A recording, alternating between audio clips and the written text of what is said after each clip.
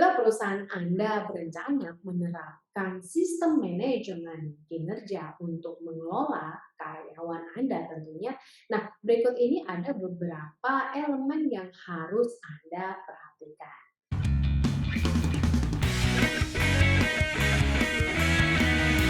Banyak organisasi evaluasi kinerja atau performance review digunakan untuk pembuatan keputusan yang berhubungan dengan training and career development, compensation, atau transfer karyawan, lalu promosi, atau pengurangan kerja karyawan sampai dengan pemutusan hubungan kerja. Nah, umumnya proses evaluasi kinerja mencakup penetapan target kinerja yang jelas dan spesifik untuk setiap karyawan dan memberikan umpan balik secara informal dan formal secara berkala tentang kinerja karyawan yang dihubungkan dengan target yang sudah ditetapkan sebelumnya.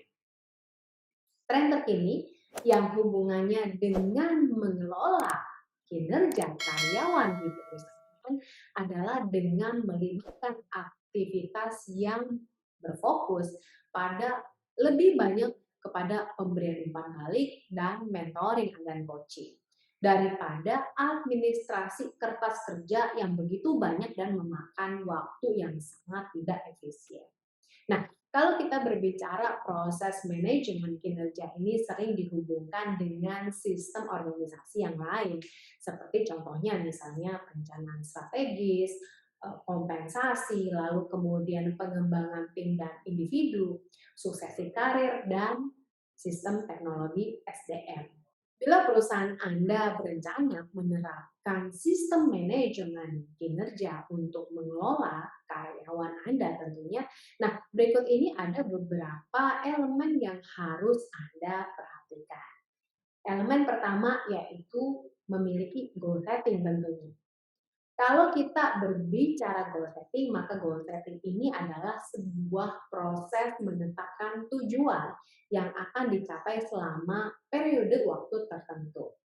Ini adalah kriteria kinerja yang akan dievaluasi oleh seorang karyawan. Dan tujuan kinerja di sini adalah harus selaras dengan tujuan organisasi.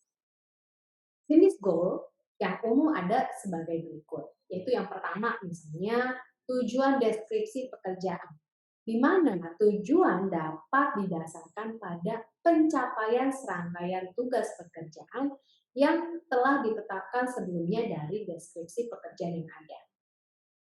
Tujuan-tujuan ini diharapkan dapat dicapai secara terus-menerus sampai deskripsi pekerjaan tersebut berubah oleh pemegang jabatan tentunya. Contohnya mungkin keuangan yang orientasi kepada pelanggan, atau misalnya proses atau sistem yang berorientasi tujuan. Lalu goal yang kedua yaitu tujuan project. Tujuan mungkin dalam hal ini didasarkan pada pencapaian tujuan project, di mana sasaran dapat diterapkan untuk 1 tahun dan dapat diubah saat project selesai. Deskripsi pekerjaan dan tujuan project adalah apa yang perlu dicapai. Lalu yang ketiga yaitu tujuan perilaku. Tujuan mungkin didasarkan pada perilaku tertentu, dan tujuan tersebut diharapkan dapat dicapai secara terus-menerus. Dan tujuan perilaku adalah bagaimana hal-hal tersebut perlu dicapai. Lalu yang keempat yaitu tujuan stretch. Tujuan yang sangat menantang untuk dicapai kadang-kadang disebut juga sebagai stretch goal. Nah, stretch goal ini biasanya digunakan untuk memperluas pengetahuan, keterampilan, dan kemampuan karyawan yang memiliki potensi tinggi untuk mencapai karir yang terbaik. Lalu elemen yang kedua yaitu tinjauan kinerja. Nah, tinjauan kinerja yaitu proses menilai kemajuan karyawan dalam mencapai tujuan. Kekuatan dan kelemahan semua karyawan dalam hal ini dicatat secara teratur sehingga organisasi atau perusahaan dapat membuat satu keputusan yang tepat dan akurat mengenai kontribusi karyawan, pengembangan karir, kebutuhan pelatihan, peluang promosi, kenaikan gaji, dan hal lainnya. Dan tujuan evaluasi kinerja ini melibatkan pertimbangan objektif dan subjektif tentang bagaimana mengukur dan mengevaluasi hasil kinerja karyawan. Rekomendasi untuk proses tinjauan kinerja karyawan yang efektif meliputi yang pertama, proses umpan balik yang berkelanjutan dan tepat waktu selama periode peninjauan. Sehingga karyawan tahu gimana sih melakukannya dan apa yang diharapkan kepada mereka. Lalu yang kedua, adanya dialog yang mencakup umpan balik kinerja yang diukur terhadap tujuan dan harapan yang jelas serta spesifik yang ditetapkan pada awal siklus manajemen kinerja. Lalu yang ketiga, sebuah proses untuk mengakui hasil kinerja dari proses tinjauan kinerja yang didokumentasikan antara atasan dan karyawan. Kemudian yang keempat, percakapan individu dua arah antara atasan dan karyawan atau sebaiknya tatap muka, setidaknya setahun sekali. Lalu elemen yang ketiga yaitu perencanaan perbaikan kinerja. Penggunaan Improvement Performance Plan atau PIP dapat berkisar dari karyawan yang mungkin baru dalam suatu peran tertentu yang mungkin tidak jelas tentang harapan kinerja hingga karyawan yang secara teratur ternyata gagal memenuhi harapan kinerja dan yang kinerjanya mungkin memerlukan perlunya satu disiplin yang progresif tentang tingkat kinerja. Nah, dokumen yang digunakan untuk memandu proses PIP ini adalah alat yang penting karena membantu kita memfasilitasi diskusi kinerja, mencatat area yang menjadi perhatian dan bagaimana sih cara memperbaikinya, serta berfungsi sebagai dokumentasi yang sifatnya legal dan dalam pengambilan keputusan. Nah, format PIP ini akan sangat bervariasi, tergantung kepada bagaimana Anda menerapkannya. Komponen-komponen dalam PIP misalnya informasi pegawai, tanggal yang relevan, lalu kemudian deskripsi perbedaan dan kesenjangan kinerja, kemudian deskripsi kinerja yang diharapkan, lalu deskripsi kinerja yang sebenarnya, konsekuensi, rencana tindakan, dan tentunya harus ada signing atau tanda tangan dari atasan dan karyawan. Dan adanya evaluasi serta rencana tindakan dan rencana peningkatan kinerja secara keseluruhan. Pernyataan mengenai harapan untuk kinerja yang berkelanjutan atau konsisten harus disertakan untuk memastikan bahwa peningkatan kinerja yang sebenarnya telah dicapai. Nah, dalam dokumentasi ini mungkin juga terbukti membantu dalam melindungi pemberi kerja employer jika kinerjanya gagal dalam memenuhi harapan yang sudah ditetapkan. Nah, jika PIP ini merupakan bagian dari proses disiplin yang progresif, yang pada akhirnya dapat mengarah kepada misalnya pemutusan hubungan kerja, maka PIP ini harus menyebutkan bahwa pemutusan hubungan kerja adalah kemungkinan konsekuensi dari kegagalan memenuhi harapan dan hal itu dapat terjadi dengan atau tanpa tanda tangan dari karyawan pada PIP. Tentunya di sini karyawan harus memahami dengan jelas konsekuensi dari tidak memenuhinya tujuan yang ditegaskan dalam PIP.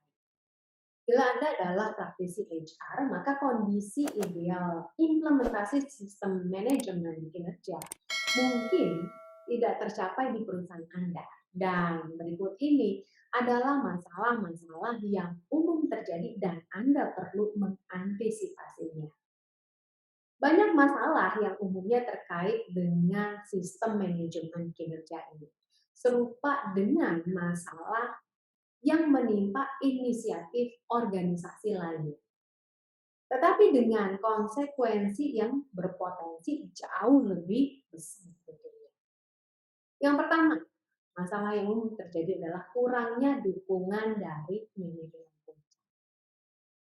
Jika manajemen puncak tidak mengirimkan pesan kepada manajer yang lainnya atau supervisor bahwa proses penilaian kinerja karyawan adalah sebuah penggunaan waktu yang berharga, mereka kemungkinan besar akan gagal dalam memberikan waktu atau hanya mengisi formulir tapi nggak terlibat dalam hal yang penting.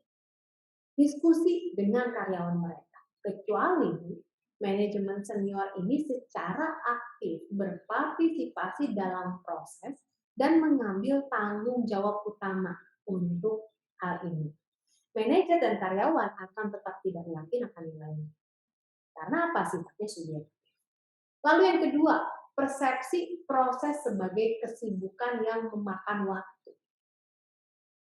Tanpa komitmen organisasi terhadap proses dan pemahaman yang jelas tentang bagaimana sebuah manajemen kinerja ini berkontribusi secara strategis terhadap kinerja organisasi yang sukses, maka manajer Anda akan melihatnya sebagai sebuah pekerjaan yang membuat sibuk, yang nggak ada nilainya, yang nilainya kecil dan mungkin hanya membuang-buang waktu.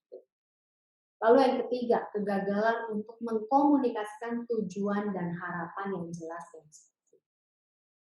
Ekspektasi spesifik seorang manajer harus jelas agar karyawan dapat mengimplementasikan tujuan yang telah disepakati.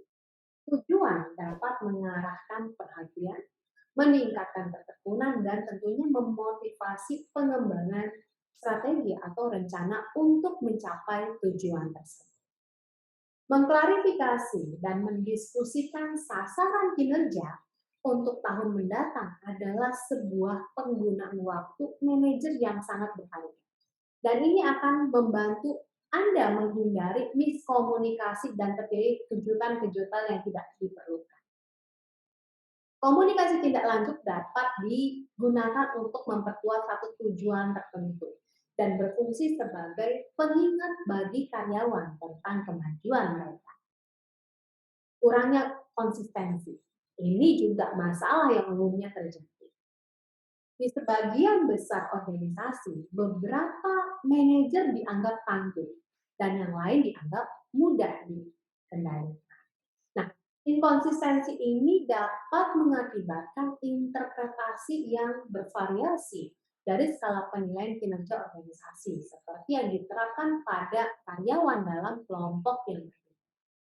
Karena itu, bila Anda seorang HR, maka Anda harus melatih setiap manajer dalam organisasi dalam menggunakan sistem rating agar tidak terjadi inkonsistensi. Oleh karena itu, beberapa organisasi ketika berbicara manajemen kinerja, mereka menerapkan tingkat tinjauan yang lebih tinggi untuk mengkalibrasi peringkat di seluruh kelompok di dalam organisasi yang lebih besar atau bahkan seluruh tenaga kerja atau karyawan yang ada. Nah, organisasi dapat mengembangkan sistem kalibrasi untuk memastikan konsistensi antara penilai, antar departemen yang berbeda, dan antar fungsi pekerjaan yang berbeda.